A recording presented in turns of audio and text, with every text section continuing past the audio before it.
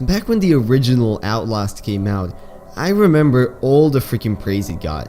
I mean, that game was awesome. It was an instant horror classic, super reminiscent of the original Amnesia with its hiding, constant tension, creepy monsters, and just in general unsettling setting of the mental asylum. Now, this built a crazy amount of hype for the expected release of its sequel, Outlast 2, the game that would follow the story of Blake, the reporter, and his wife as they crash their helicopter in the desert and they have to make it out of the pursuit of this religious and really messed up cult that is inhabiting the area. Now, unfortunately, once the game dropped, it seemed to not do as well as I'm sure the developers would have hoped for, with critics scoring it rather mediocre numbers and saying things like this. I don't understand how this happened. Almost everything in this game is of an insanely high quality. That's probably why it's rated higher than it should be. It better quality than its predecessor. Yet it just doesn't work as effectively as the first. I mean, how could that have happened? Outlast 2 had everything going for it. From the very strong first game to a interesting setting to amazing visuals. So how did it not work? Well, it is my belief that the real reason why Outlast 2 did not meet the expectations of the fanbase is because they strayed way too far from the original MDA model of the first game.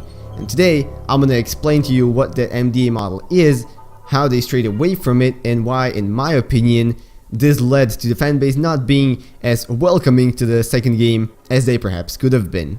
But to start us off, what is the MDA model? In short, the MDA framework, or Mechanics, Dynamics, and Aesthetics, is a tool that is often used in video game design or the video game industry to analyze games and see which aspects of them were the driving force behind the individual products. Now, in general, there tends to be a lot of confusion, especially between what mechanics and dynamics are. So let me try to explain it for you really simply. Mechanics are the most basic components of a game. They are the inputs, the rules, the abilities that the player has. For example, walking, right? That is a mechanic. Jumping, that is also a mechanic. Picking objects up with E, that is a mechanic. Opening doors, all of those are simple inputs from the keyboard or the mouse directly into the game that somehow affect the world around you. Now, when thinking of dynamics, you should think more of behaviors or feelings that are evoked onto the player, and these are usually comprised of multiple mechanics. For example, in a game like Monopoly, you walk onto different tiles and you use money to get a card for that particular tile. When you have enough of them, you can start building houses or hotels on them, and those are all mechanics, but the dynamic then stems out of it would be territorial acquisition. It is a slightly more complex process that encompasses several mechanics and evokes some sort of feeling or some sort of action that the player keeps doing throughout the game. Now, most often games will have around 2 main or core dynamics and then several others which are supporting or less important.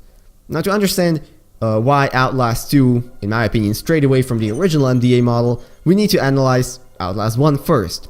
Now, when thinking back to the original game, it is not difficult to figure out what the initial or one of the core dynamics is, at least. In my opinion, one of the 2 most important core dynamics would be hiding. I mean, think of it this way. Most of the enemies in the game will kill you within several shots. The later ones will one-shot you. If you've played the game, you have spent a significant amount of time hiding, sneaking around, and trying to avoid the enemies, because that is the way the game was meant to be played. Now, the second most important dynamic, I'm just gonna say, in my opinion, is exploration. And yes, there are several different ways you can look at this. You could say that it's resource gathering because you're finding materials and documents and batteries, or you can say it's several different things, but I'm just gonna say that it's exploration, because that can sort of encompass all of these other things, such as finding documents, finding escape routes, and finding your progress through the level. These dynamics are all enveloped by the aesthetics of horror. Now, when it comes to analyzing aesthetics, it's kind of complicated. There are many different types of aesthetics. In fact, the most often used definition is the 8 type of aesthetics, but I'm not gonna go too much into that. For now, let's just focus on us having a exploration-based hiding game which is enveloped by the tone of horror and scariness. Now let's move on to Outlast 2, and if you've seen any people play it, or you've played it yourself, or you've seen reviews of it, what you will know is that not all the dynamics that were present in the first game are still present here. Let's start with exploration, because I think that one is slightly simpler. Is exploration still present in Outlast 2?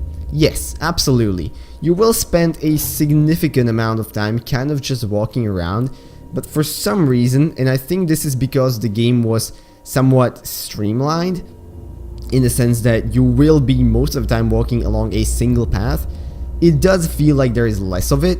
Most of the time you will only be able to open a single door, and you will be able to only walk a single path, and if you dodge from that, you will be dead. That's just how it is.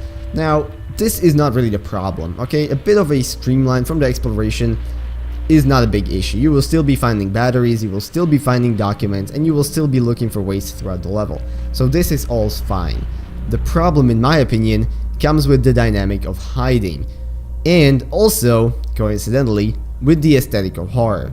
Let's talk about hiding first. Now, you will still be doing a solid chunk of hiding in Outlast 2. It is incomparably less to what it has been in the first one.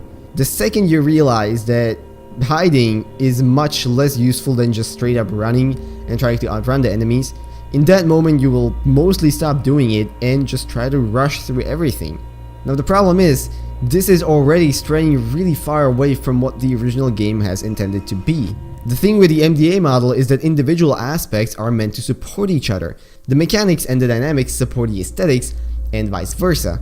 Now the problem is that hiding helps build tension. Tension leads into horror and scariness. When you remove hiding, you're also losing out on the tension, and you're also losing out on the horror.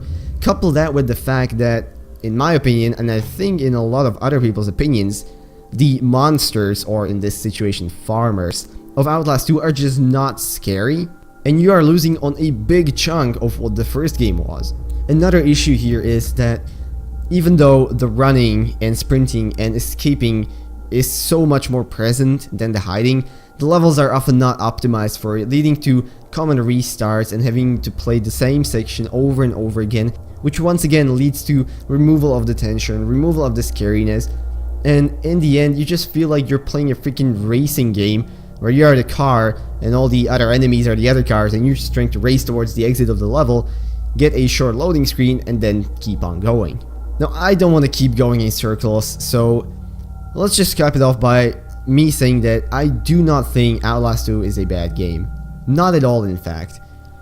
What I think hurts it, similarly to what I stated about Amnesia: The Machine for Pigs, is kind of that it was immediately branded with the Outlast license.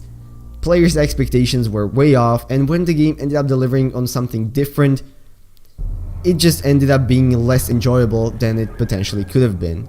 I still think the game looks absolutely beautiful, I still think the sound design in the game is amazing, and I still think if you're a horror fan, it's probably not something that you should skip out on.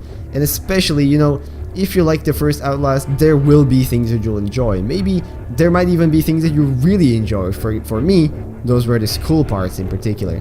But anyways, I hope you guys enjoyed this video, and I hope you understand maybe just a bit more about game design, and maybe just a bit more into what goes into making sequels.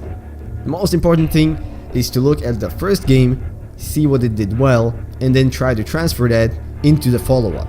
If you guys enjoyed the video, maybe consider leaving a like, commenting, or subscribing. It would really mean a lot. I wish you all a beautiful rest of the day, and I'm gonna see you all in whatever next video I make. Bye bye.